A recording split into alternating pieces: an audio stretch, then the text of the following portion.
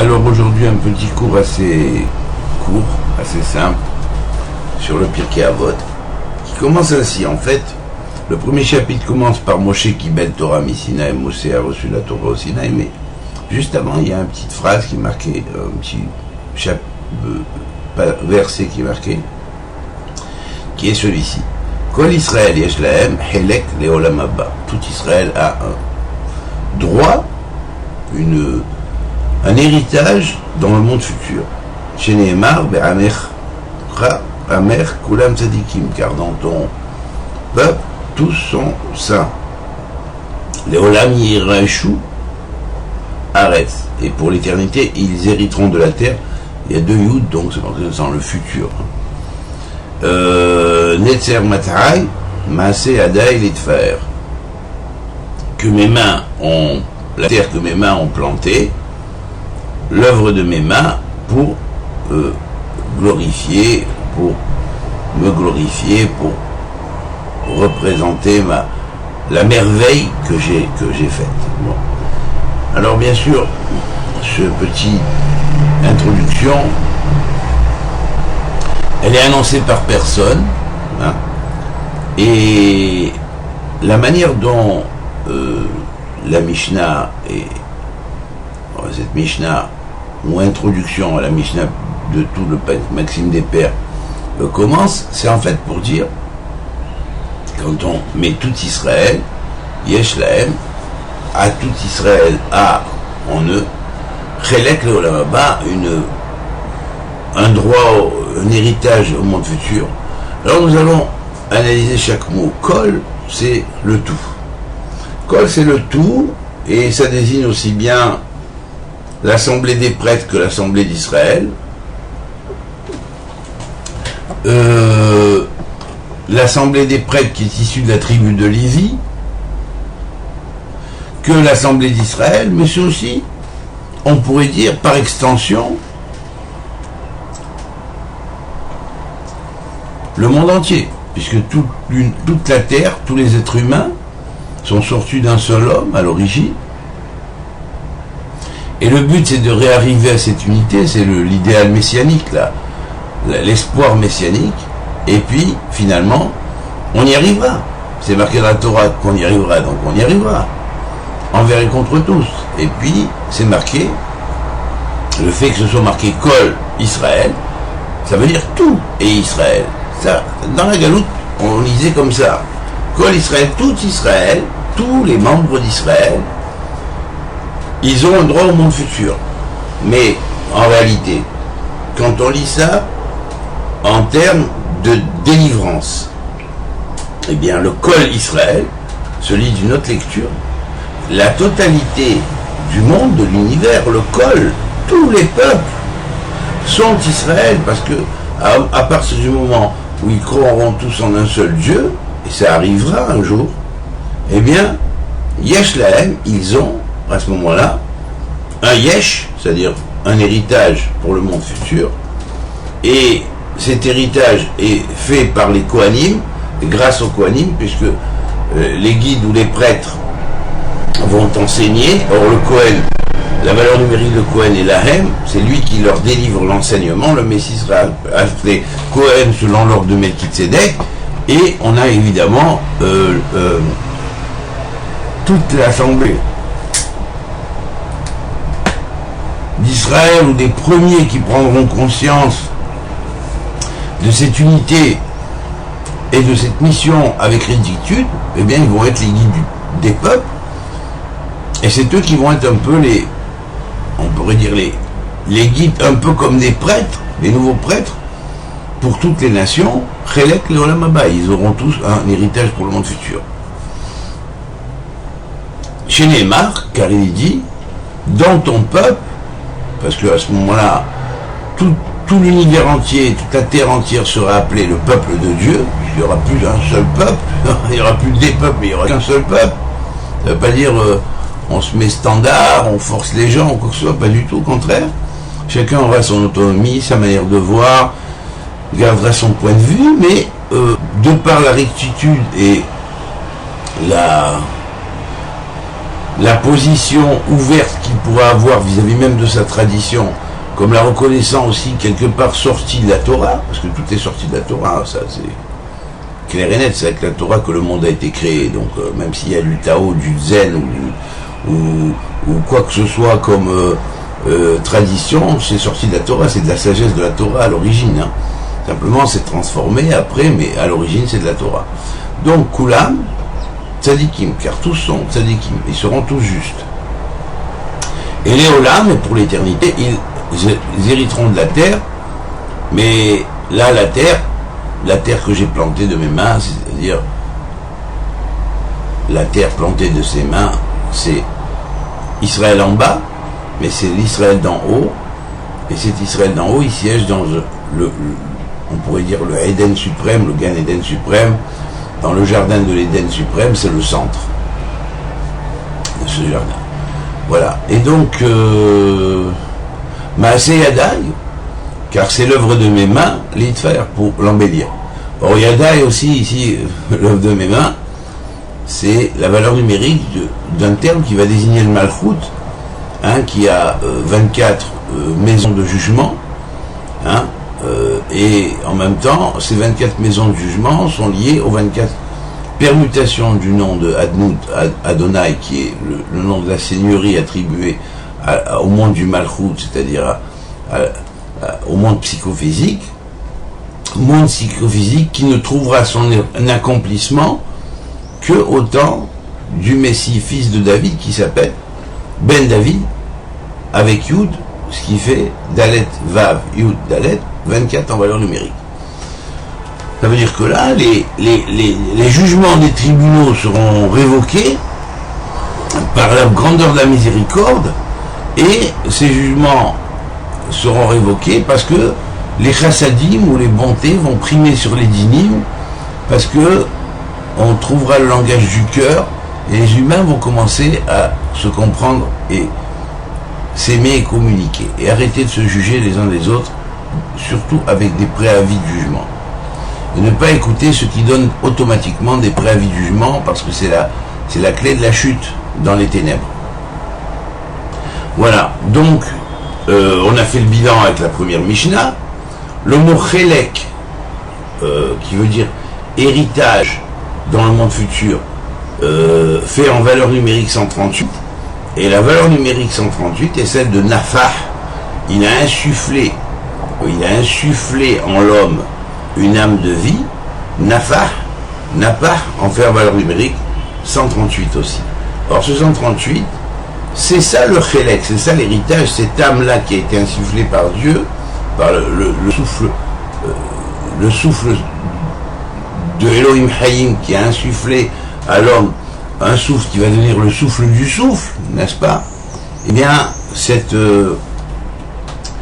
chose-là va engendrer l'héritage, hein, ou créer l'héritage de 310 mondes, comme la valeur numérique du mot Yesh, hein, puisque il serait Yesh Lahem, ils auront, hein, chacun deviendra un espèce de Kohen ou de prêtre en lui-même, parce que il accomplira le service divin, mais il y aura des prêtres quand même qui expliqueront véritablement comment l'accomplir. Donc ça, cette chose-là, les exemples, les bons bergers seront remis en place, et évidemment, avec les bons bergers, les êtres humains vont devenir chacun un tikkun pour l'autre, on pourrait dire une réparation pour l'autre. Chacun montrera, le plus avancé montrera au moins avancé la voie, et toutes les voies se concorderont pour la simple et bonne raison que les vrais prêtres seront à la tête de la nouvelle humanité. Alors, bien sûr, tout ce qui est les faux semblants de prêtres et les dirigeants religieux, à partir du moment où ils sont trop fermés, ils ne veulent pas s'ouvrir, ils ne veulent pas comprendre, ils continuent à mettre la haine alors qu'on est dans un temps différent, et maintenant on est dans le temps de l'accomplissement des prophéties messianiques, et bien tout cela, bah, évidemment, c'est appelé à disparaître. Donc soit ils vont se mettre à la page et comprendre que bon, bah, les temps ont changé, hein, il y a un nouveau langage, soit bon, bah, c'est appelé à disparaître, parce que bientôt ces gens-là n'auront plus personne pour les écouter, parce que les gens vont voir que les énergies vont s'accélérer,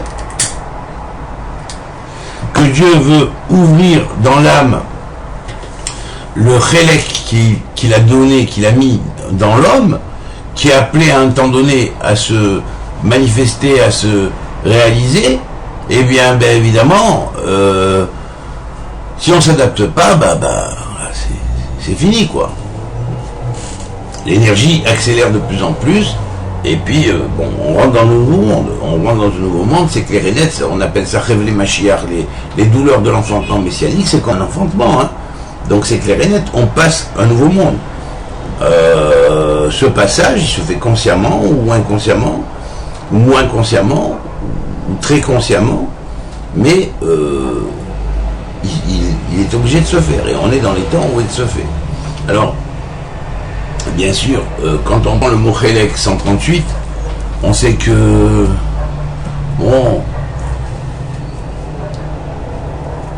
le Ramchal, le Rabbi Moshe Ranutzato a consacré un ouvrage entier à ce Chélek au travers de son livre qu'il a appelé Kelah Pitrei Chochma, 138 portes de la sagesse. Mais dans ces 138 portes de la sagesse, il y a 138 petits prakim ou petits chapitres qui chacun va inclure, on pourrait dire, une des modalités de ce fameux chélek qui est dans l'âme.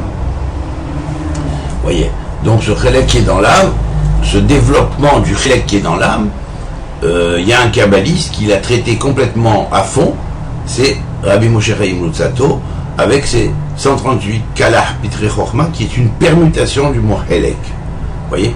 Alors donc, il a eu un maguide qui l'a initié, qui l'a montré, hein, c'était pas n'importe qui, le Ramchal. Hein. Bon, alors donc après, vous avez aussi la valeur numérique du mot Tzomeach, pas Tzomeach, mais Tzamach, Tzemach, qui veut dire éclosion. Alors quand on dit éclosion, ou fleurissement, hein, on parle de quoi? On parle d'une fleur. L'âme s'ouvre comme une fleur, oui, on appelle ça la pétale, avec la rose avec ses pétales, hein. Et là, bien sûr, dans la valeur numérique 138, on est à 11 fois 12, plus 6. Alors les 6, bien sûr, qui sont en plus des 11 fois 12, qui font 132, hein, c'est ce qui va représenter, on pourrait dire, la mi-chemin du 12, quelque part, vous voyez, du 12e, pour arriver à 144, qui est complet, le 12e est complet. Les 12 douzaines sont complètes, mais c'est à mi-chemin de cela que la connexion avec le chélek se fait. Or, le mi-chemin, c'est clair, il y a 12 tribus, d'accord?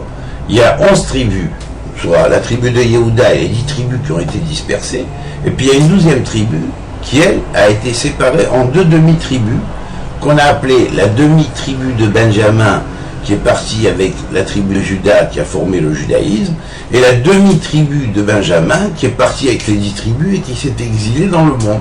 Alors cette grande connexion-là, elle va se faire, ça va commencer par les 10 tribus en connexion avec la moitié de Benjamin, et la tribu entière de Judas, qui va donner 12 fois 11, hein, et puis la demi-Benjamin, 6 points en plus, qui va donner le chélek. Et à partir de là, ce chélek se développe et jusqu'à faire un chalouk, et le chalouk désigne finalement la grande robe, si on pourrait dire, de sainteté de Eliaou. Le chalouk de Eliaou, c'était cette espèce de toge je dirais ça, je sais pas, de robe, si on pourrait dire, de sainteté, pas une robe comme les meufs, hein, comme les femmes, bien sûr, une robe, c'est-à-dire un genre de djellaba, quoi, qui est comment elle s'habillait avant, mais on parle de cette robe qui inclut sur elle la totalité des alphabets de tous les peuples, hein, qui est la robe de l'ancien des temps, qui va descendre, bien sûr, puisque l'ancien des temps, c'est le premier des soufim le plus haut, hein, c'est presque celui qui est en contact direct avec le Malchut de Ensof, hein, de Ensof relatif. Mais le Malchut de Ensof, c'est c'est le Ben, c'est-à-dire en fait, Ben qui est égal à Eliaou. Si on regarde ça sur le plan le plus haut, c'est le grand Eliaou céleste, au-delà de l'Eliaou terrestre et un peu céleste appartenant au monde. Il y a un Eliaou qui surplante tous les mondes, et ça c'est le grand souffle divin qui entoure tous les mondes, et d'ailleurs qui est composé de deux noms de Dieu, El et Yahoo. El et Yahoo, c'est Dieu, on traduit El par Dieu, il fait toutes les terminaisons d'ange, et Yahoo, c'est celui qui met la barre sur les 6 directions de l'espace dans un monde psychophysique qui va constituer un espace et un temps, base d'un espace-temps. Alors voilà, on a vu la première Mishnah du Pirkei Avot, enfin celle qui précède, c'est l'introduction. On va rentrer maintenant dans la première Mishnah, et la première Mishnah commence ainsi, en disant Moïse, Kibel, a reçu, ça c'est comme ça qu'on traduit le terme, Kabel, l'Ikabel, Kibel, ça veut dire il a reçu, c'est un verbe conjugué. Hein. Maintenant, le mot Kala, qui veut dire la science d'Israël, la science qui est dérivée de la science prophétique, qui nous reste encore des bases de la science prophétique, ça s'appelle aujourd'hui la Kabbalah. La Kabbalah, c'est quelque chose qui est retransmis, hein, mais qui a des origines dans la Kabbalah qu'a kabbalisé Moïse au Sinaï. Et toute la Torah est de la Kabbalah. La preuve, c'est que Moshe Kibel Torah. Moshe a reçu la Torah, ça veut dire que n'imagine pas que la Torah, c'est pas de la Kabbalah. Toute la Torah est de la Kabbalah. Toute la Torah est de la Kabbalah. Et la Kabbalah, c'est pas ce que tu t'imagines non plus. Ça n'a rien à voir avec la magie, avec la sorcellerie, avec les rituels maçonniques et je ne sais quoi, et tous ces trucs qui sont de la néo-Kabbale ou de l'anti-Kabbale, hein, et même des perversions totales, après avoir utilisé certains termes de la Kabbale déformés, hein, qui sont fait autre chose que la Kabbale. C'est vrai que quand on permute les lettres, on a Balak c'était le roi des sorciers, donc ça n'est pas la Kabbalah, on peut dire c'est de la Bakala, peut-être, Balaka, ou là, oui, mais pas de la Kabbalah.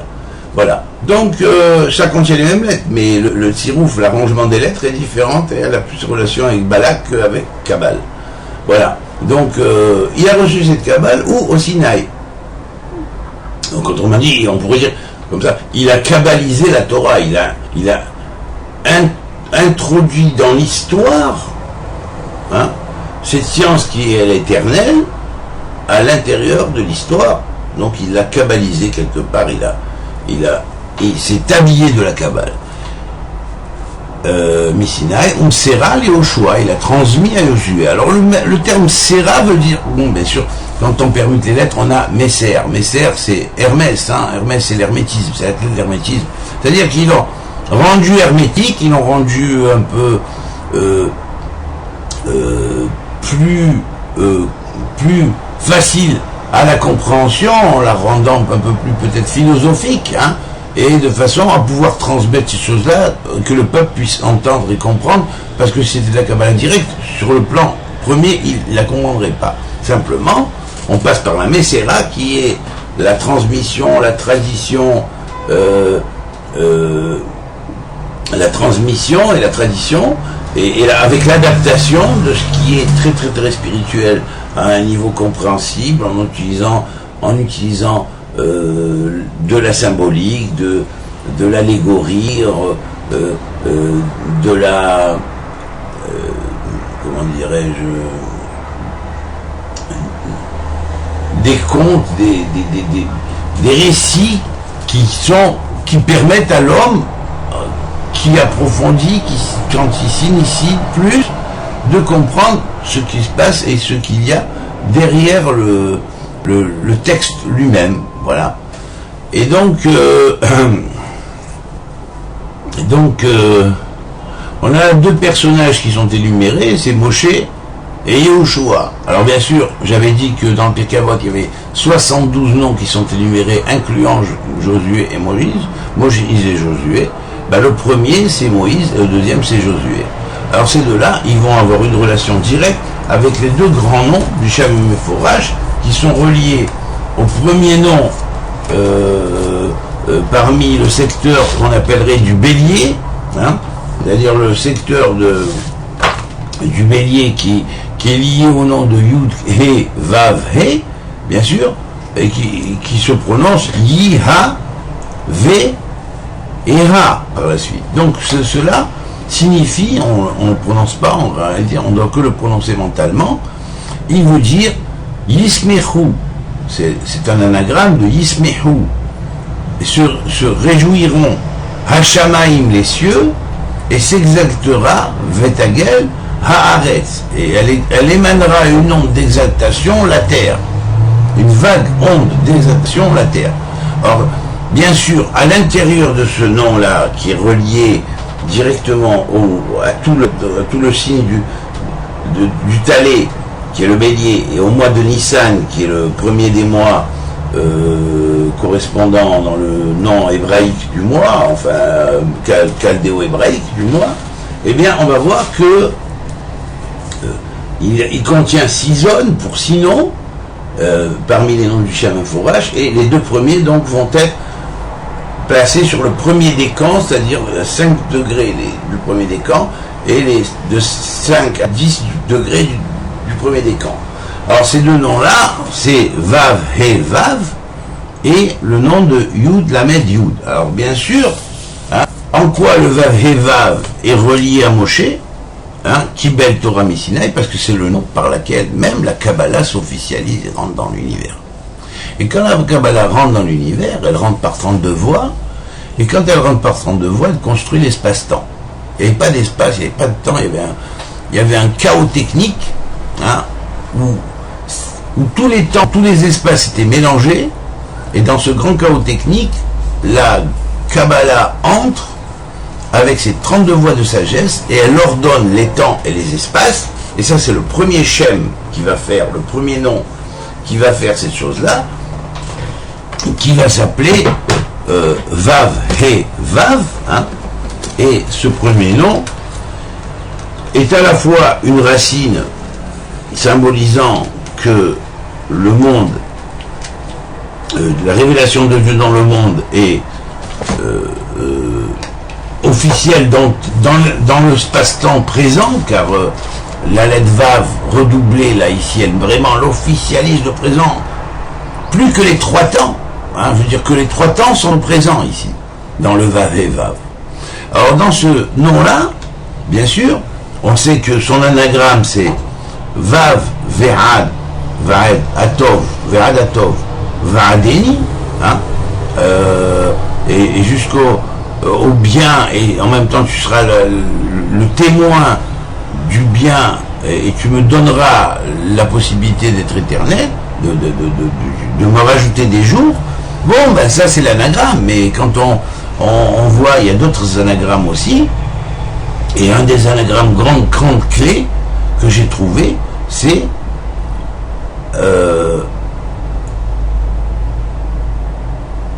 VA Mesader Hazmanim Vehamekomot. Ahamekomot Vehazmanim, excusez-moi.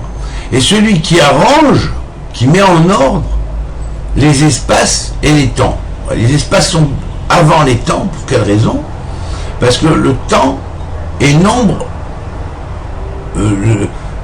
du mouvement. Donc le mouvement s'organise dans l'espace, et c'est à partir de là qu'on va tirer, comme l'avait dit Aristote, la notion de temps, donnant un exemple, un tour du soleil autour de la Terre, symbolique en mouvement par an bien évidemment, ou un tour de la Terre sur elle-même en 24 heures, il nous semble voir le soleil tourner autour de nous en 24 heures, eh bien ce tournoiement-là, ce déplacement du soleil sur les 360 degrés qu'on voit tourner en mouvement apparent autour de nous, va correspondre à un temps qui se déduit d'un mouvement.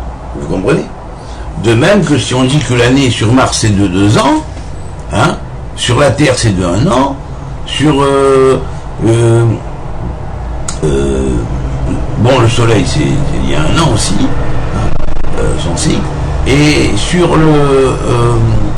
Vénus c'est 88 jours, Mercure c'est à 216 jours, je crois. Non, pardon, Vénus 88 jours, Mercure 288 jours, Vénus 216 jours.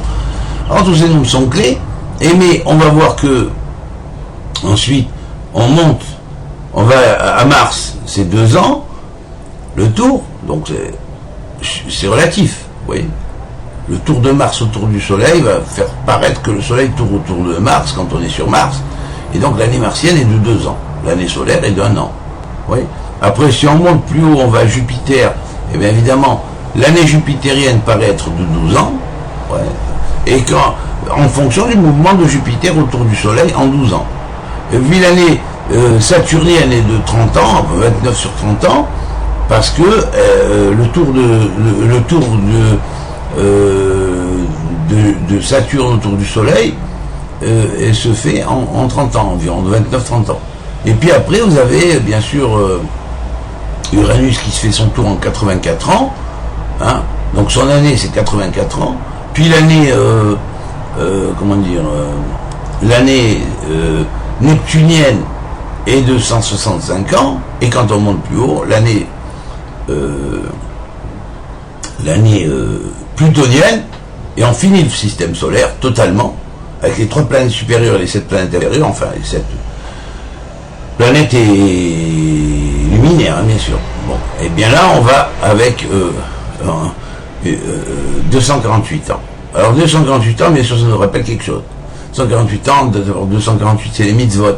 248 c'est le commencement de l'ère du Bélier, à partir du temps où avait commencé l'ère du Taureau. Oui. C'est 248 ans après, dans l'ère du Bélier, que Abraham est né. Vous voyez. Il est né à 248 ans de l'ère du Taureau.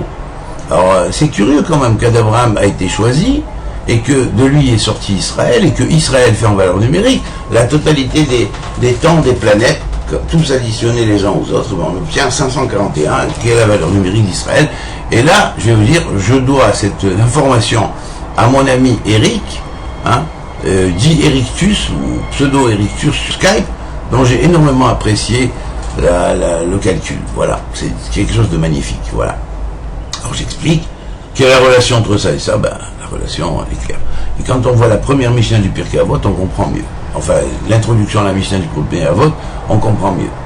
Hein, voilà. Donc, voilà. Donc l'ère du Taureau a fini en 1700 du calendrier adamique, puis 248 ans après, soit 1948 du calendrier adamique, et bien il y a eu la promesse que Abraham, dans la descendance d'Abraham, hériterait de la terre. Et puis cet héritage de la terre s'est parfaitement accompli après 2 exils, bien qu'ils ont hérité la terre, ils ont été sur la terre, puis ils ont été chassés, ils ont été en exil et tout ça, mais effectivement, on va voir que à l'année 1948, dans le calendrier marquant le point de départ de l'ère chrétienne, eh bien, on va voir que là aussi c'est mis en valeur, et que cette année-là, précisément, il y a eu la résurrection de l'État d'Israël parfaitement légitimement devant Dieu, puisque Dieu c'est celui qui condense les espaces et les temps, et quand il promet une promesse, il ne revient pas dessus. Voilà. Quand il choisit, il ne revient pas dessus. Dieu n'est pas un menteur, c'est pas un homme, il ne change pas d'avis. Il ne change pas d'avis. Voilà. La brite ou l'alliance qu'il a fait avec l'Éternel, avec Israël est éternelle, hein, et dans quel but il a fait cette alliance? Dans le but qu'ensuite toute l'humanité deviendra Israël, oui, bien sûr. Alors c'est pour ça que le Pirkei Avot a commencé comme introduction, Kol Israël, Yesh Lahem Chelek B'Olam Haba. Parce que dans tout il y a Israël. Le Kol veut dire aussi dans tout il y a Israël. Dans le tout il y a Israël. Et le tout, ça veut dire que toutes les nations sont Israël. Quand elles seront droites, quand elles seront droites, elles seront Israël. Tous les Juifs, quand ils seront droits, et qui seront unis, comme les 12 tribus d'Israël étaient unies, hein, pas en restant une tribu et demie, et puis en même temps plein de ségrégation et de non-unité, hein, entre les maîtres ou les dirigeants de cette religion juive, et bien voilà, là, on arrivera déjà une première unité, et puis après l'unité d'Israël, c'est tout ce qui est parti en exil qui va revenir, hein, et il se fera une unité parfaite sans que les uns disent non, non, vous rentrez pas si vous n'êtes pas juif. Ben, ça veut rien dire, tout ça, bien sûr, c'est de la politique. Hein, parce que vis-à-vis de Dieu, bon ben, s'ils ont été enfants d'Israël, ils ne sont pas juifs, bien sûr. Ils ne sont pas ralliés à la tribu de Juda. Bon, ouais, d'accord. Bon, donc il faut bien comprendre cette chose-là, l'adapter au jour et au temps, et puis agir en conséquence. Et puis tous les Bnei Noach, il faut dire quoi que même les Bnei Israël sont des Bnei Noach à l'origine. Et bien tous les Bnei Noach peuvent devenir aussi des Bnei Israël. C'est logique, c'est l'évolution. C'est l'évolution. Voilà. Et les Israël, ça veut dire être intègre vis-à-vis de Dieu, respecter la loi du Logos, respecter le livre, ne pas changer un iota du livre. Comme quelqu'un l'a dit un jour, en parlant à tous les enfants, les personnes du monde, bien sûr, de toute la terre. Et bien voilà, ben. Alors bien sûr, ce Véhou, c'est celui qui ordonne les espaces et les temps. S'il n'y avait pas d'ordre dans l'espace et les temps, on serait complètement dans un monde qu'on ne peut même pas déchiffrer, on ne saurait même pas où on est. Moi, je serais tout le monde et tout le monde serait moi. Vous seriez tout le monde et tout le monde serait vous. Donc, dans cette possibilité-là, l'unité primerait sur l'individualité et il n'y a pas de possibilité de se voir soi-même, se comprendre, se connaître soi-même. Or là, l'individualité va émerger, on pourrait dire, du chaos, et le cosmos va se confectionner à partir du chaos, grâce à ce nom-là, qui est l'ordonnateur des espaces et l'ordonnateur des temps. Voilà. Alors bien sûr, il est relié à Moshe, parce que Moshe a reçu, quand il a reçu la Kabbale, mais il a reçu quelque chose qui était intemporel, qui a traversé tous les... même l'abîme, pour descendre dans l'abîme et ordonner, et bien, cette Torah-là qui va recevoir en code, qui va kabbaliser, qui va recevoir, grâce à la Kabbale, elle est interprétable, le livre va commencer à livrer ses secrets de compréhension. Hein. On verra que c'est pas les tablettes de Sitchin ou autre chose, hein. Ça n'a rien à voir. Hein. C'est d'un niveau bien plus développé que ça. Et bien après, on va voir que à partir du moment où cette chose-là se fait, que la Torah donne comment la déchiffrer grâce aux 32 voix, grâce à la méthode pour l'interpréter, l'allégorie, qui nous permet de comprendre aussi et de faire le bilan entre ce qui est historique et ce qui est allégorique, hein, et ce qui est même allégorique à l'intérieur même de l'histoire, hein, c'est-à-dire cette méta-histoire qui se manifeste à l'intérieur de l'histoire. Eh bien voilà, bon, c'est grâce à ce schème-là que cette chose-là apparaît, c'est l'ordonnateur des espaces et des temps. Eh bien l'espace-temps va commencer, on pourrait dire, à se compter pour les enfants d'Israël à partir du mois du Bélier tous les ans, hein, et puis à Chodesh Hazelachem, ce jour-là où vous êtes sortis d'Égypte, va être le premier des Chodashim. C'est ainsi que ça a été depuis le commencement du nom de la Torah jusqu'à après, jusqu'au 3e siècle avant Jésus-Christ. Après ça, bon ben, on a permuté, ils ont permuté à la tête de l'année, à Rosh Hashanah, a été permuté à Tishri. Mais avant, ou la création de l'homme, le jour de la création de l'homme. Mais en réalité, c'était au Talé que c'était relié, et puis c'est le point de départ de toute chose, en fait. Le point de départ du roche de toute chose nouvelle, de toute nouveauté. Alors ben, voilà, ça commence avec ce nom-là. C'est aussi le nom qui préside à l'ascension. Hanoch est monté grâce à ce nom-là. Hein. Hanoch a été transformé grâce à ce nom-là. Et à l'ange qui est lié, bien sûr, et aux 3 anges principaux qui portent le nom, chacune des lettres du nom, ainsi qu'à l'ange principal qui porte la totalité du nom sur lui, hein, en mode de jour ou en mode de nuit, avec qui à la fin ou elle à la fin, tout dépend. Hein. Et bien, c'est ce nom-là qui va présider, si on pourrait dire, à l'ascension. Comme Moshe a eu une ascension qu'il a reçue au Sinaï, Hanoch aussi c'est pareil, une des pétales de l'éternité parmi les 5 pétales de l'éternité, j'en avais parlé une fois dans plus 3, j'ai fait 3 ou 4 cours là-dessus, vous avez qu'à voir, les 5 voies vers l'éternité, vous tapez sur le site antarealpha.com et puis vous verrez que vous y arrivez vous arrivez à vous appuyer sur les 5 voies d'éternité et on va vous montrer les 3 ou 4 conférences que j'avais fait là-dessus. Voilà. Alors vous pourrez les écouter et mieux comprendre ce que je dis là. Puis alors bien sûr, ce nom-là, bien sûr il a une clé, hein, il a même 2 clés. Hein, vous voyez. La clé majeure et la clé mineure. Bon. La clé majeure, bien sûr, elle influence, elle est donnée à l'ange suprême qui garde et soutient le nom et chante le nom. Et puis la clé mineure, elle est donnée aussi bien au génie d'en bas qu'au génie d'en haut qui le contrôle par le nom supérieur qui est donc lié au premier saut. Voilà. Saut d'en haut, saut d'en bas. Voilà, donc ça c'est le premier nom. On va comprendre après le deuxième nom. Sa valeur numérique à ce premier nom, c'est 6, 16, 12 et 1 et 5, 17, ce qui est la valeur numérique du mot Ehvé, Aleph, He, Vav, He, qui est le nom de Dieu qui est, on pourrait dire, l'anagramme de Et Hashamaim, Ve'et Haaretz. Quand on dit au commencement dans la Genèse, Dieu créa, il créa quoi? Et Hashamaim, les cieux, et Ve'et et la terre. Oui, la terre incluant tout le monde psychophysique.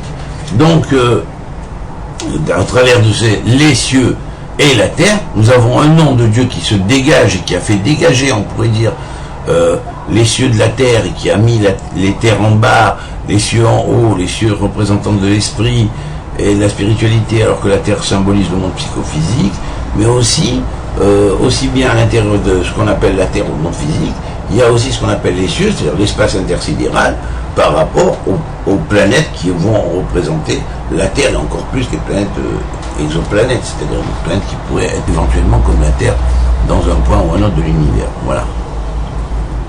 Et puis donc, ce mot-là, cette valeur numérique-là, et aussi la valeur numérique de Tov, c'est pourquoi l'anagramme du mot mentionne le Tov, le bon. Le bon, tout a été fait dans le bon. Le ciel et la terre ont été créés pour le bien. C'est-à-dire Ve'ad, et pour toujours, hein, Hatov, le Tov, ton bien, qui est dans le ciel et dans la terre, le Tov qui fait 17 comme le Shem, Aleph, He, Vav, He, qui est initial de Et Hashamaim, Ve'et Haaretz, Ve'odeni, et tu me donnes la possibilité de toujours me renouveler, de toujours me retransformer, de toujours me remettre en cause, d'écouter mes témoins de conscience qui sont en moi, et en fonction de ce que livrent comme information les 2 témoins de conscience, l'ajusteur de la conscience, eh bien je vais m'améliorer de façon à aller de plus en mieux vers toi, de plus en plus yachar, et recevoir cette Torah là, comment la kabbaliser, la recevoir par mon intégrité, parce que à ce moment-là, je suis un membre d'Israël et j'aurai un jour le Chélek, le Olam Haba, l'héritage au monde futur. J'aurai 310 mondes qui me seront donnés par toi au éternel. Chacun aura 310 mondes en héritage. Et ces 310 mondes, ce sera son futur et son développement. C'est lui-même que chaque personne, quand elle deviendra roi et prêtre de ses propres mondes, qu'elle pourra être co-associée avec Dieu dans la création de ces mondes, voilà. Et elle sera co-associée par l'étude de la Torah qu'elle fera, par les livrets Torah qu'elle fera, par les paroles de Torah qui sortiront de sa bouche, qui, par la voie des 32 sentiers de la sagesse, créeront et consolideront ces mondes, ainsi que le dit Rabbi Shimon Bar Yochai dans le Zohar. Alors voilà, bien sûr, on voit bien que la Mishnah à la base, elle est universelle et elle ne parle pas seulement en termes personnels. Si elle parlait uniquement en termes locaux et d'un Israël local qu'il y avait à l'époque, elle n'aurait pas commencé en disant Kol Israël Yesh Lahem Chelek L'Olam Haba, elle aurait tout simplement dit Israël Yesh Lahem L'Olam Haba. Et quand elle aurait dit Israël Yesh Lahem L'Olam Haba tout seul, ça voudrait dire Israël tout seul et pas les autres. Mais non, c'est pas comme ça. Elle ne commence pas en disant hormis X, il n'y a pas de salut, hormis Y, il n'y a pas de salut. Non, le message de la Torah est clair, hein. Il y a le salut pour tout ce qui sera Israël, hein, et le tout sera Israël, comme l'ont dit les prophètes, à la fin des temps, tous les peuples demanderont qui est l'Éternel qui est donné à ce peuple. Cette Torah, nous voulons l'apprendre, nous voulons la connaître, et montrons à Jérusalem, peut-être à Jérusalem d'en bas, et il y aura aussi l'ascension vers la Jérusalem d'en haut, ça c'est bien évident, c'est pour les plus développés spirituellement. Voilà. Alors bien sûr, on passe au deuxième nom, et on est dans la continuité de la première Mishnah. Alors bien sûr, Umsera Yehoshua, il a transmis à Josué. Alors il a transmis à Josué, on va voir qu'après il y a des strates. Ve Josué, Yehoshua, les Zkenim, aux anciens.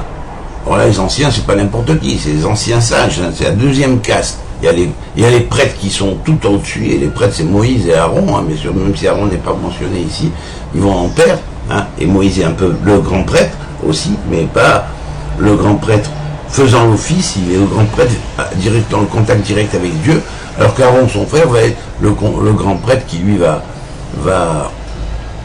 exercer la prêtrise sur la terre, pour que le peuple accède au tikkun, c'est-à-dire à sa réparation, chacun accède à sa réparation. Alors bien sûr, Umsera Yehoshua, il a transmis à Josué, on est dans la deuxième étape. Moïse reçoit la Torah au Sinaï, c'est de la Kabbale. Il transmet par une transmission adaptée, hermétique et traditionnelle à Josué. Josué va retransmettre aux Skenim, aux anciens, c'est-à-dire aux anciens sages, hein, bien sûr, les anciens sages, ils sont en relation avec un monde qui s'appelle le monde des Skenim en haut. On parle de 24 Skenim qui siègent sur 24 trônes comment dire, 24 anciens qui siègent sur 24 trônes de justice, hein, et qui jugent tous les mondes, hein, pas seulement notre monde ou notre terre. Les Skenim, les anciens l'ont transmise aux prophètes. Bien sûr, les prophètes, c'est les prophètes qu'il y a eu sur terre, qui eux-mêmes recevaient des sages, et les sages étaient plus développés, mais c'est pas n'importe quel sage, bien sûr, c'était des sages qui connaissaient tout, qui avaient déjà accédé à la prophétie, mais qui la comprenaient, et qui l'avaient intégrée, et qui savaient aussi les sciences permettant d'y accéder. Alors bien sûr, après les Lévi'im, c'était ceux qui recevaient, qui avaient la disposition de recevoir, et qui étaient aussi en formation, parce qu'ils recevaient, mais ils comprenaient pas forcément tout ce qu'ils recevaient, mais ils recevaient par l'Esprit Saint. Alors les Lévi'im, hein, sont en relation avec un autre monde, qui est le monde de Bria, alors que les Ekenim sont en relation avec Moshe qui va être Torah Sinaï, représente l'ancien ou ce qu'on appellerait le premier visage parmi les visages divins, qu'on va appeler Harir. Ici, il n'est pas lié seulement à la sphère de Netzach, hein, comme le Moshe terrestre, mais ça parle c'est même plus global, quoi, c'est le Moshe des Moshe, quoi. Et puis Umsera Yehoshua, il a transmis à Josué, bien sûr c'est pas le Josué terrestre qui lui a la sphère de Chesed, hein, mais de par son livre, bien sûr, hein, le livre de Josué à la sphère de Chesed, et donc là, Josué va être en relation avec le monde d'Atzilut. Alors, Atzilut ici, c'est une réception d'une Kabbale qui est plus haute, qui elle vient de Harir, le long visage, hein, et va récepter cette chose-là, et va la transmettre à Josué, et Josué, qui la reçoit, hein, va incarner l'univers d'Atzilut, alors que quand il va transmettre aux anciens, ils vont incarner l'univers de Bria, les anciens vont transmettre aux prophètes qui vont incarner l'univers de Yetzira, et les prophètes vont transmettre aux membres de la grande assemblée qui vont incarner symboliquement le monde de Assia, c'est-à-dire comment faire dans le monde psychophysique, comment réaliser les choses de façon à ce que la loi divine, qui est le verbe, lumière, se réalise dans le concret et dans l'action, et comment nous en faisons le service, sous quelle modalité. Voilà. Alors donc, on revient à Josué, qui est le deuxième personnage émané ici, puisque c'est un nom, hein. Les Skenim, c'est pas des noms. On désigne les Skenim en général, on désigne les membres de la Grande Assemblée en général. On va voir qu'après, il va y avoir différents membres de la Grande Assemblée qui vont parler, et bien sûr, chacun va être lié aussi à son Shem, à un des schémotes du Shem Forash, et donc là, on est avec Josué dans le deuxième nom, qui est le nom de Yud Lamed Yud, que voici ici.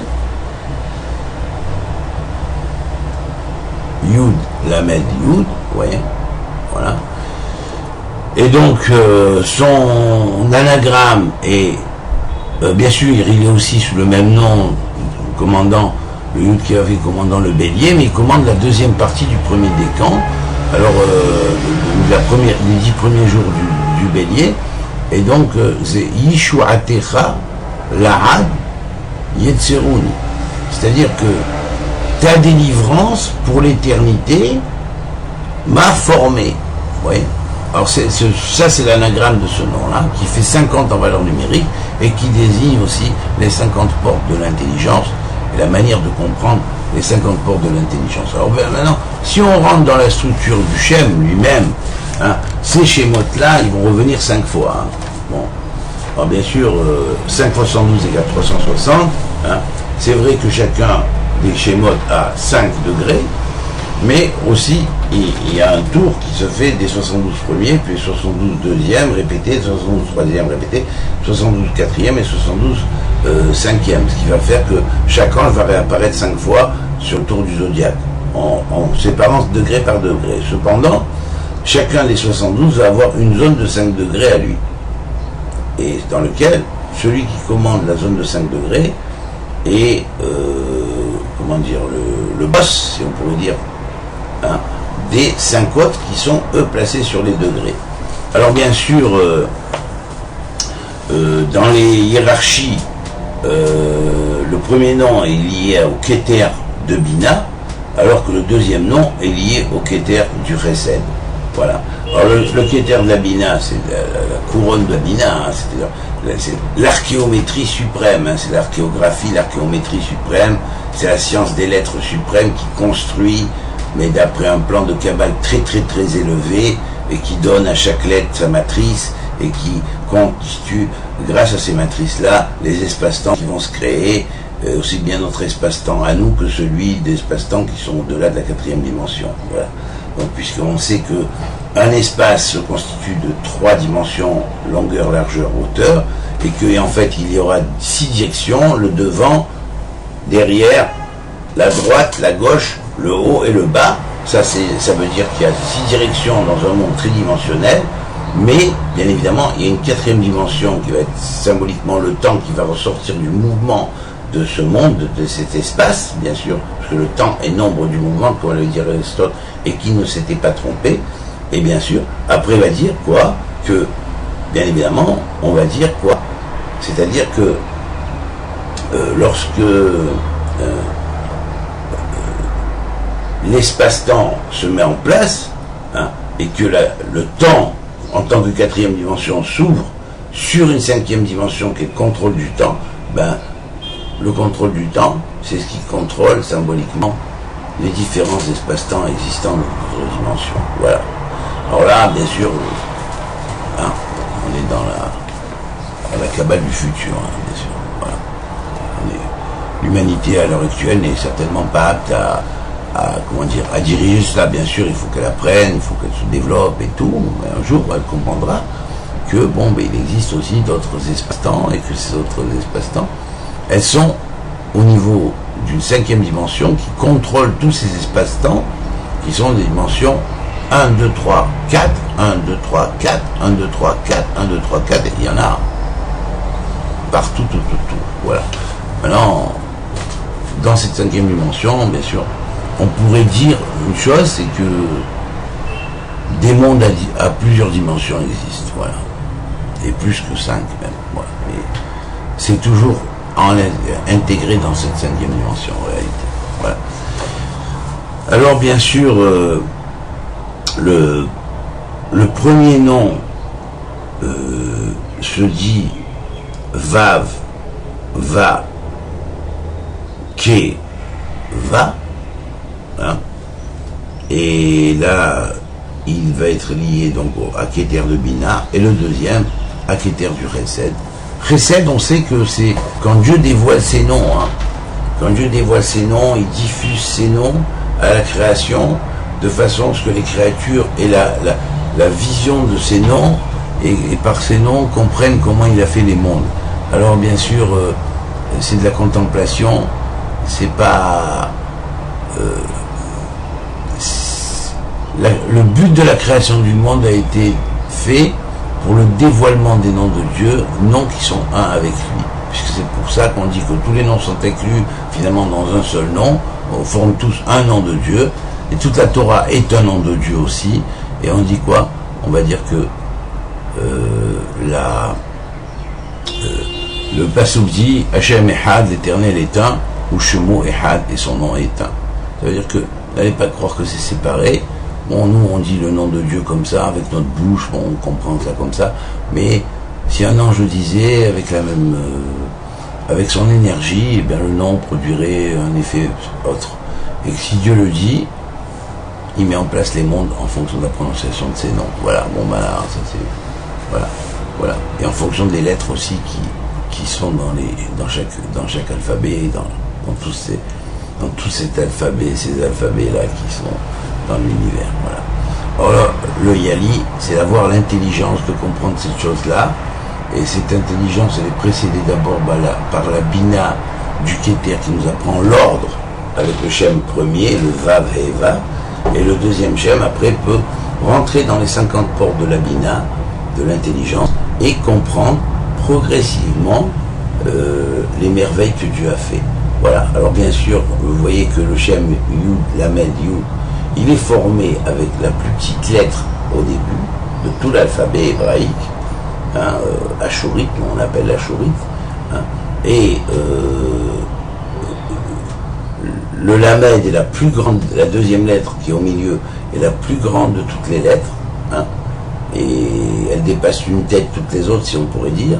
Et puis après vous avez le Yud qui est la plus petite lettre contractée et base de toutes les lettres, puisqu'elle se trouve symboliquement dans la base de chacune des lettres, et c'est elle qui établit symboliquement la base de la matrice, quelque part, si on pourrait dire, la matrice céleste, la matrice de Dieu, pas la matrice de Matrix, ou la matrice déboussolée dans laquelle par laquelle le monde est programmé, et la Terre s'est programmée à force de toutes les erreurs que les générations précédentes ont fait, et donc tout ça, ça a créé une mauvaise matrice autour de la Terre. C'est pas la vraie matrice, c'est pas la matrice de Dieu. Voilà. Et donc le Yud Lamed Yud, à la fin, ça veut dire qu'au commencement, tout est petit, ça se développe, et après, à un autre niveau, on est toujours petit. Voilà, on est toujours dans le sein de la mère maternelle, la mère spirituelle, la mère des mondes, qui est la Shekhinah, et dans ce sein de la Shekhinah, de la mère des mondes, la grand-mère des mondes, on va évoluer, et on va toujours être un enfant, un Yud, un Yeled, vous voyez, Yaled, vous avez les deux premières lettres du nom de Dieu, Yod, Lamed, Yud, Yel, ici, les deux premières. Ouais, voilà. Et là, après, bon, ben, évidemment, ça se développe, et puis, ça atteint son apogée, et puis après, on repart à un niveau petit, on redevient enfant quelque part, on est un nouvel enfant qui renaît. Voilà. C'est pour ça que quelqu'un a dit, il y a environ 2000 ans, quiconque saura être un enfant, entrera dans le royaume de Dieu. Voilà. Donc il faut savoir être un enfant, tout recommencer à zéro et apprendre chaque jour. Voilà. Bon, bonne journée à tous et que Dieu vous bénisse et que ça vous apporte que du bien. Amen.